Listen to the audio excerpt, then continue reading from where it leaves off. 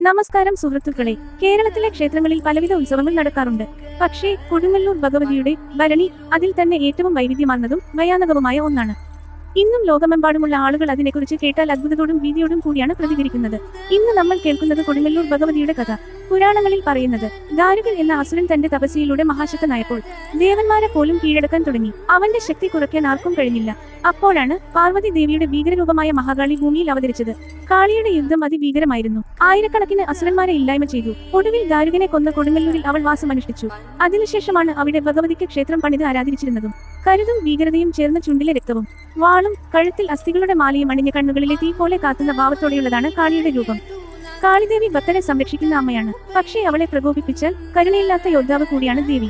കൊടുങ്ങല്ലൂരിൽ ഏറ്റവും വലിയ ആഘോഷം ഭരണി ദിവസമാണ്. ചിത്തിര മാസത്തിലെ ഭരണി നക്ഷത്രത്തിൽ നടക്കുന്ന ഈ ഉത്സവം വിശ്വാസികൾക്ക് മോക്ഷത്തിന്റെ വഴിയിലേക്കുള്ള ഒരു വഴിയാണ്. ഭരണിയിൽ പങ്കെടുക്കുന്ന ഭക്തർ ക്ഷേത്രാങ്കണത്തിൽ ലൈംഗികച്ചുവയുള്ള ഭക്തിപ്പാട്ടുകൾ പാടുന്ന ഒരു ആചാരം അടുത്തകാലം വരെ നിലനിന്നിരുന്നു. ഇത് ക്ഷേത്രം കേന്ദ്രീകരിച്ചു പ്രവർത്തിച്ച ബൗദ്ധരെ ഓടിക്കാൻ വേണ്ടിയായിരുന്നുവെന്നും ശാക്തേയ ആചാരത്തിലെ പഞ്ചമകാര പൂജയുടെ ഭാഗമായ മൈഥുനത്തിന് പകരമായാണ് ഭരണിപ്പാട്ട് പാടിയിരുന്നതെന്നും രണ്ടഭിപ്രായമുണ്ട്. ദേവി തന്നെ തന്റെ ഭക്തരോട് പറഞ്ഞതാണത്രേ, എന്നെ തുറന്നുപാടി വിളിക്കണം, ഒളിച്ചു പോകരുത് എന്നും പറയപ്പെടുന്നു. അതുകൊണ്ട് തന്നെ ഭരണിയുടെ രാത്രി വലിയ ശബ്ദത്തോടു കൂടിയ പാട്ട് വിളികൾ കൊണ്ട് മുഴങ്ങും. പുറത്തുനിന്നവർക്ക് ഇത് ഭീകരമായൊരു അനുഭവം പോലെ തോന്നും. എന്നാൽ ഭക്തർക്കോ അത് ദേവിയോടുള്ള സമർപ്പണം തന്നെയാണ്.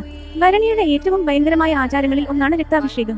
പണ്ടുകാലത്ത് ക്ഷേത്രത്തിലെ കരിങ്കല്ലിൽ വെള്ളാടുകളുടെ രക്തം ഒഴുക്കി ദേവിയെ പ്രസാദിപ്പിക്കുമായിരുന്നു. വിശ്വാസപ്രകാരം ഭഗവതിക്ക് കലി ഉണ്ടെങ്കിൽ അത് മാറാൻ അവൾക്ക് രക്തം വേണം.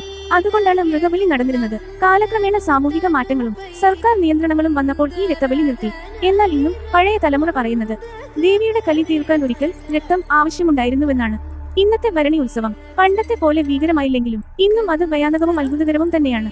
കോടിക്കണക്കിന് ആളുകൾ കൊടുങ്ങല്ലൂരിലേക്ക് വരികയും അവർ പാട്ടും വിളിയും കൊണ്ട് ദേവിയെ ആരാധിക്കുകയും ചെയ്യുന്നു.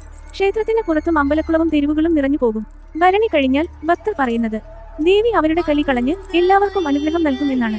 നിങ്ങൾ എപ്പോഴെങ്കിലും കൊടുങ്ങല്ലൂർ ഭരണി കണ്ടിട്ടുണ്ടോ? കണ്ടവർ പറയുന്നത് ആ അനുഭവം ജീവിതകാലം മറക്കാനാകില്ല എന്നാണ്. കൂടുതൽ Malayalam history, mystery, temple stories ഒക്കെ ചാനൽ സബ്സ്ക്രൈബ് ചെയ്യാൻ മറക്കരുതേ.